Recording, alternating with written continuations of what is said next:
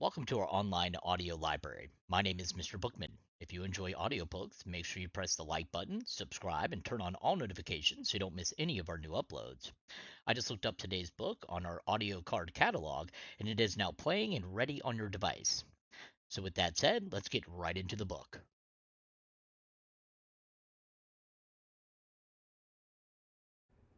The Ghost of the Count. Not far from the Alameda, in the city of Mexico, there is a great old stone building, in which once lived a very wealthy and wicked Spanish count. The house has about 4 floors and 90 rooms, more or less. The entire fourth floor is rented and occupied by a big American firm, and their bookkeeper, an American girl, has given us the following true account of the ghost that for years haunted the building. The second floor is unoccupied, as no one cares to live there for obvious reasons. And the bottom floor is also unoccupied, save for lumber rooms, empty boxes, and crates and barrels. And last of all is the great patio with its tiled floor, where secretly in the night a duel was fought to the death by the wicked count and a famous Austrian prince, who was one of Maximilian's men. The count was killed. No one knows why the duel was fought. Some say it was because of a beautiful Spanish woman. Some say it was because of a treasure that the two jointly conveyed, and which the count refused to divide with his princely socio. And more people, Mexicans, shrug their shoulders if you ask about it, and say, "Quien sabe?" "I saw a ghost here last night, Miss James," announces our cashier with much éclat and evident pride. So great is the shock that I gasp, and my pen drops, splattering ink on my nice fresh cuffs, and, worse luck, on the ledger page I had just totted up. It is ruined, and I will have to erase it, or something. Wretched man! "I wish to goodness it had taken you off," I cry, wrathfully, and I look at the bespattered work. "Now will you just look here and see what you have done? I wish you and your ghosts were in Gehenna," he inquires, sweetly. "I'll fix that. It won't take half a minute. And don't look so stern, else I won't tell you about the espanto, and you will be sorry if you don't hear about it. It would make such a good story." "Then go ahead with it." "Well, last night I was waiting for West. He was to meet me here, after which it was our intention to hit that is, I mean we were going out together." I nod scornfully. "And it seems that while I was patiently waiting here, in my usual sweet-tempered way, the blank idiot had his supper and then lay down to rest himself for a while. You know how delicate he is." Another contemptuous nod. "Unfortunately he forgot the engagement and slept on.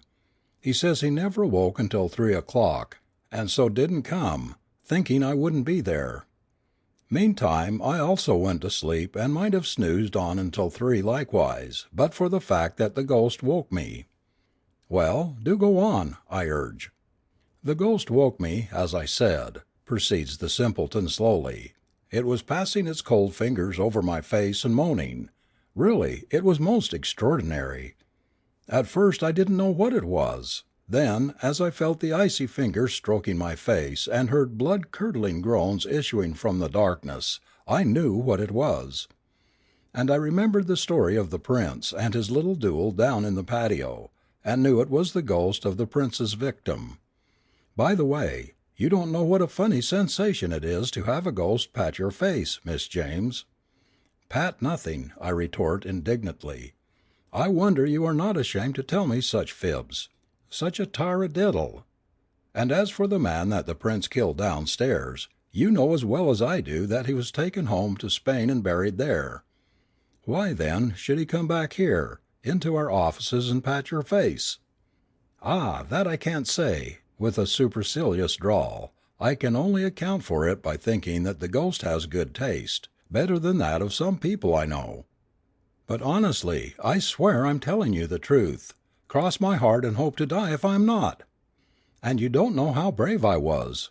I never screamed. In fact, never made a sound. Oh, I was brave." "Then what did you do?" sternly. "I ran. Por Dios, how I ran!" You remember with what alacrity we got down the stairs during the November earthquake? I remember only too distinctly. Well, last night's run wasn't a run, in comparison. It was a disappearance, a flight, a sprint. I went down the 4 flights of stairs like a streak of blue lightning, and the ghost flew with me. I heard the pattering of its steps and its groans clean down to the patio door, and I assure you I quite thought I had made such an impression that it was actually going home with me. And the thought made me feel so weak that I felt perforce obliged to that is, strengthen myself with a cocktail. After which I felt stronger and went home peacefully. But it was an uncanny experience, wasn't it?" "Was it before or after taking that cocktail?" I asked incredulously. "And did you take one only, or 11? I am hard on the man, but he really deserves it. Ghosts, spirits, perhaps, but not ghosts, whereat his feelings are quite hurted, so much so that he vows he will never tell me anything again. I had better read about Doubting Thomas. He never has seen such an unbelieving woman in all his life. And if I were only a man he would be tempted to pray that I might see the ghost. It would serve me right. Then wrathfully departs, to notice me no more that day." Not believing the least bit in ghosts, I gave the matter no more thought. In fact, when you fell heir to a set of books that haven't been posted for 19 days, and you have to do it all, and get up your trial balance too, or else give up your Christmas holidays, you haven't much time to think about ghosts or anything else, except entries. And though I had been working 14 hours per day, the 24th of December, noon hour, found me with a difference of $13.89, the which I, of course, must locate and straighten out before departing next morning on my week's holiday. Por supuesto, it meant night work. Nothing else would do, and besides, our plans had all been made to leave on the 8 o'clock train next morning. So I would just sit up all night, if need be, and find the wretched balance and be done with it. Behold me settled for work that night at 7 o'clock in my own office, with 3 lamps burning to keep it from looking dismal and lonely, and books and ledgers and journals piled up 2 feet high around me. If hard work would locate that nasty, hateful $13.89, it would surely be found. I had told the portero downstairs on the ground floor to try and keep me awake for a time, but if I didn't soon finish the work I would come down and call him when I was ready to go home.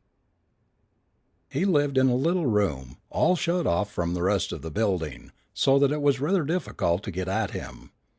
Besides, he was the very laziest and sleepiest peon possible, and though he was supposed to take care of the building at night, patrolling it so as to keep off the ladrones, he in reality slept so soundly that the last trumpet, much less Mexican robbers, would not have aroused him.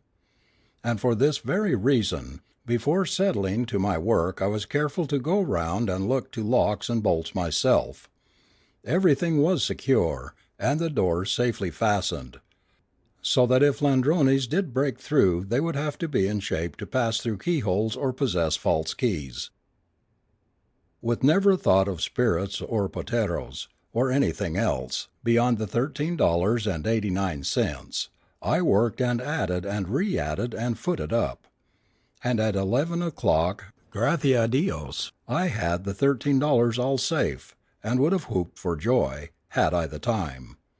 However, I wasn't out of the woods yet, the sum of $89 being often more easy of location than 89 cents. The latter must be found also, before I could have the pleasure of shouting in celebration thereof.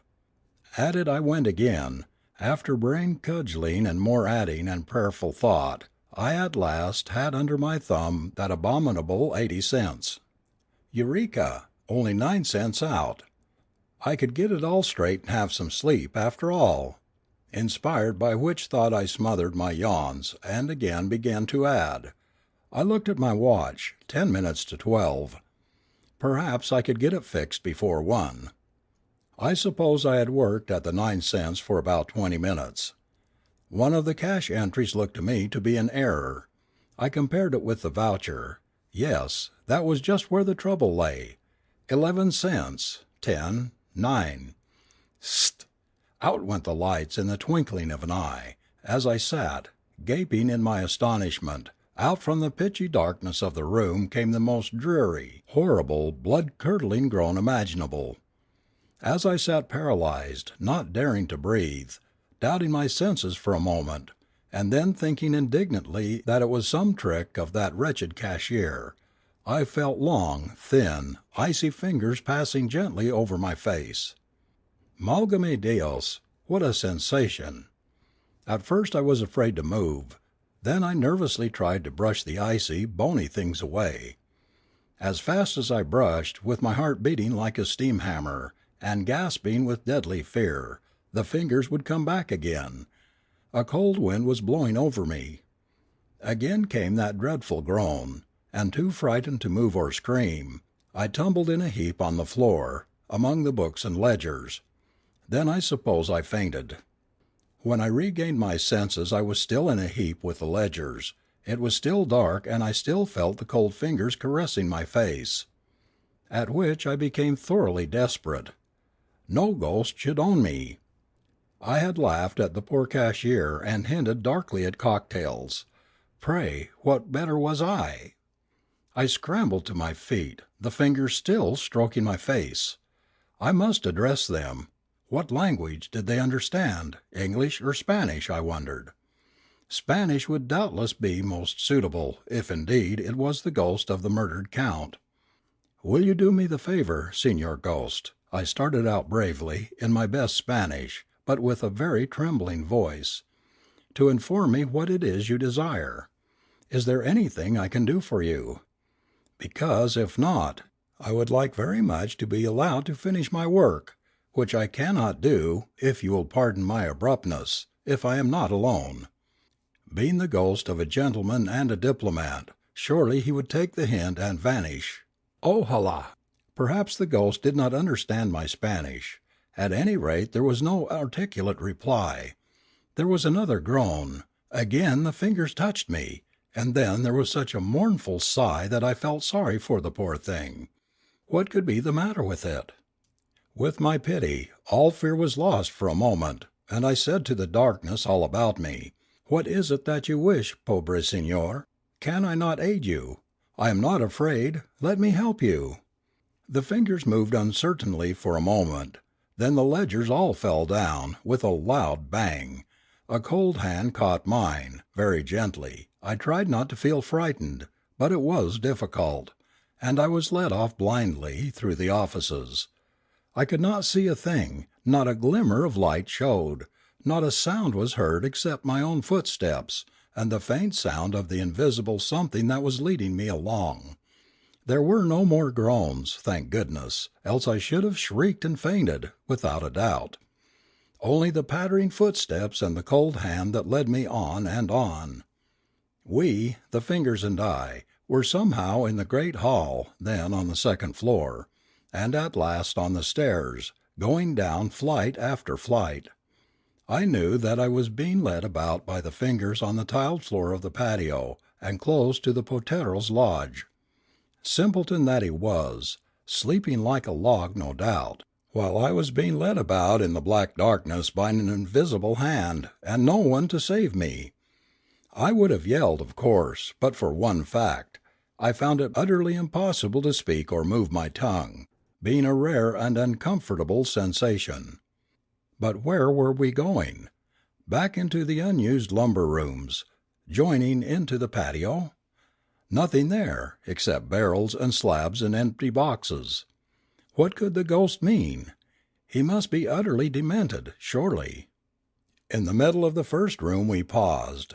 I had an idea of rushing out and screaming for the potero, but abandoned it when I found that my feet wouldn't go.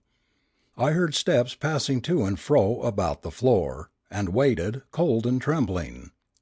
They approached me. Again my hand was taken, and I was led over near the corner of the room. Obedient to the unseen will, I bent down and groped about the floor, guided by the cold fingers holding mine, until I felt something like a tiny ring, set firmly in the floor. I pulled at it faintly, but it did not move, at which the ghost gave a faint sigh. For a second the cold fingers pressed mine, quite affectionately, then released me, and I heard steps passing slowly into the patio, then dying away. Where was it going, and what on earth did it all mean? But I was so tired and wrought up I tried to find the door, but couldn't. The cashier would have been revenged could he have seen me stupidly fumbling at a barrel thinking it was the door. And at last, too fatigued and sleepy to stand, I dropped down on the cold stone floor and went to sleep. I must have slept for some hours, for when I awoke the light of dawn was coming in at the window, and I sat up and wondered if I had taken leave of my senses during the night. What on earth could I be doing here in the lumber room? Then, like a flash, I remembered, and half unconsciously crept about on the floor, seeking the small ring. There it was. I caught it and jerked at it hard. Hey, presto change! For it seemed to me that the entire floor was giving way. There was a sliding, crashing sound, and I found myself hanging on for dear life to a barrel that, fortunately, retained its equilibrium, and with my feet dangling into space. Down below me was a small, stone-floored room, with big boxes and small ones ranged about the walls. Treasure! Like a flash the thought struck me, and with one leap I was down in the secret room gazing about at the boxes. But alas! Upon investigation, the biggest chests proved empty. The bad, wicked Count! No wonder he couldn't rest in his Spanish grave, but must come back to the scene of his wickedness and deceit to make reparation. But the smaller chests were literally crammed with all sorts of things. Big heavy Spanish coins, in gold and silver dinner services, with the crest of the unfortunate emperor, magnificent pieces of jeweled armor and weapons, beautiful jewelry and loose precious stones. I deliberately selected handfuls of the latter, giving my preference to the diamonds and pearls. I had always had a taste for them, which I had never been before able to gratify, and packed them in a wooden box that I found in the lumber room.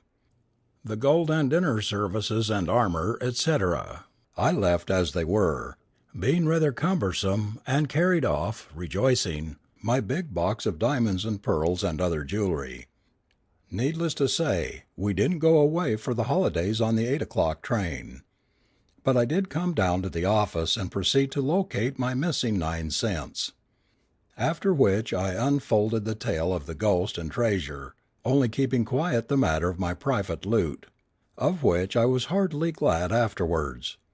For when the government learned of the find, what do you suppose they offered me for going about with the ghost and discovering that secret room and treasure? $10,000! When I refused, stating that I would take merely as my reward one of the gold dinner services, the greedy things objected at first, but I finally had my way. And to this very day they have no idea that even I, have all the beautiful jewels. Wouldn't they be furious if they knew it? But they aren't apt to, unless they learn English and read this story, which isn't likely.